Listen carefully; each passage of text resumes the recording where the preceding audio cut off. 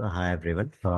In this particular video, I'll be talking about how to connect your server with the help of without having your pancake. Correct.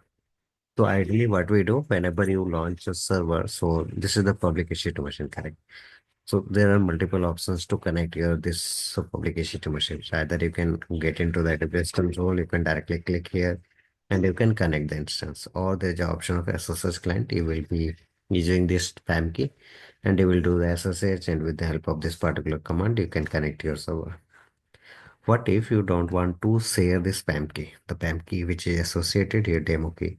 You don't want to share another user, and you want that particular user to connect this server, correct?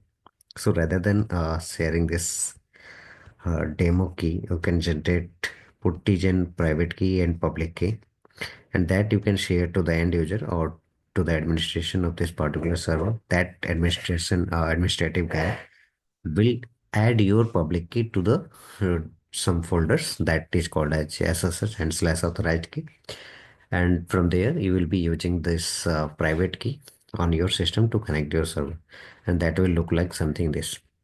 So here to connect to my server, you can see I have used this ssh-i demo key.pam, and then Ubuntu user, because I had to have this IP Ubuntu. It's the Ubuntu machine, so Ubuntu and the IP address of this server, correct? So with the help of PAM key, here I have connected this particular server. This is the normal process. What we do, correct? SSH hi hyphen the dot PAM key file, because I do have this dot PAM file. But if I don't want to give the PAM file to another users, another team members, correct? So rather than giving the PAM key to them, I will be asking for their public key, their system's public key, the like laptop's public key only, correct? And then I will be giving the access. So in the second window, you can see on the on the command prompt side only. Here I have connected the my machine with the help of one Ubuntu user, correct? Here it's Ubuntu user, so through which I have connected and I'm working on this. While on another tab, I have connected through different users. If you can see, I'm using ssh-i private key dot pam, correct? So it's not the public key. I have not shared any pam key, correct? And then I'm using a different user, and then the IP address, and then here I am working, correct? So the concern what I will be discussing is how to generate your public key and private key with the help of putty. So for that you will have to download this particular software puttygen, correct? You will be opening this puttygen. Click on the run puttygen. Now click on the generate, and this will generate.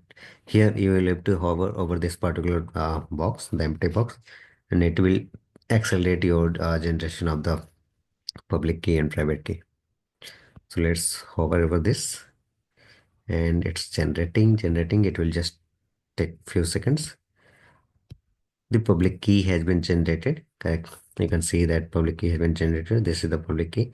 You can copy this and you can share to the administration department or administration who is doing the administration for your server, and that can be that this public key can be associated in the authorized key on the server side, correct?